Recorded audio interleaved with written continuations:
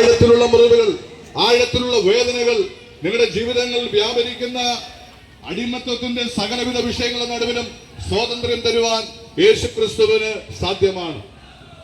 ഞങ്ങൾ വിവിധയിടങ്ങളിൽ, നിങ്ങൾക്കറിയാം, ഏകദേശം ഏറ്റവും കൂടുതൽ ചെങ്കച്ചുള്ള എന്ന പട്ടണത്തിൽ നിന്ന് വന്നവരാണ്.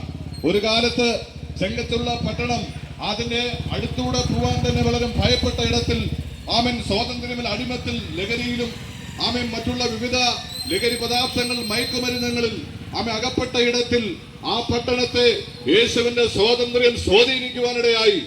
യേശുക്രിസ്തുവിന്റെ സ്വാധീനം ചെങ്കച്ചുള്ള എന്ന പ്രദേശത്തെ മാറ്റിമറിക്കുവാനിടയായി. ഈ പട്ടണത്തിൽ അങ്ങനെ മദ്യത്തിനോ മയക്കുമരുന്നിനോ അടിമപ്പെട്ട് കുടുംബത്തിനകത്താകട്ടെ, തലമുകളിലാകട്ടെ, അങ്ങനെ ഒരു സാഹചര്യത്തിൽ ആരെങ്കിലും ആയിരിക്കുന്നെങ്കിൽ ഇവിടെ നിന്ന് ഞങ്ങൾക്ക് വിളിച്ചു പറയാൻ കഴിയും, ഞങ്ങളുടെ ജീവിതത്തെ മാറ്റിമറിച്ച് ഞങ്ങളുടെ ജീവിതത്തിൽ സ്വാതന്ത്ര്യം നൽകി ഞങ്ങളെ നല്ലൊരു മനുഷ്യനാക്കി, മാതാപിതാക്കൾക്ക്, സമൂഹത്തിന്, മറ്റുള്ള എല്ലാവർക്കും നല്ലൊരു മനുഷ്യനാക്കി മാറ്റിയ യേശുക്രിസ്തു ഞങ്ങളുടെ പാപത്തിന്റെ അവസ്ഥകളിൽ നിന്നൊരു മാറ്റം തരുവാൻ കഴിയുമെന്ന് ഞങ്ങൾ അനുഭവത്തിൽ നിന്ന് വിളിച്ചു പറയുകയാണ്. അപ്പോൾ ആന്തരികമായ ഒരു സൗഖ്യമാണ് യേശുക്രിസ്തുവിലൂടെ സൗഖ്യം. ചില നന്മകൾ തന്ന് നിങ്ങളെ മറ്റുള്ള നന്മയിലേക്ക് ആകർഷിക്കുക മാത്രമല്ല, ആന്തരികമായ ഭയം ഇനി എന്താകും, ഭയത്തെക്കുറിച്ച് അല്ലെങ്കിൽ മരണത്തെക്കുറിച്ച് ആന്തരിക ഭയങ്ങളെ മാറ്റി നല്ലൊരു സമാധാന സന്തോഷവും നിങ്ങളുടെ ജീവിതത്തിൽ തരുവാനിടയായി തീരും.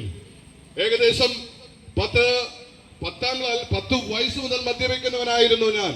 എന്നാൽ എന്റെ ജീവിതത്തിലെ 10 വയസ്സ്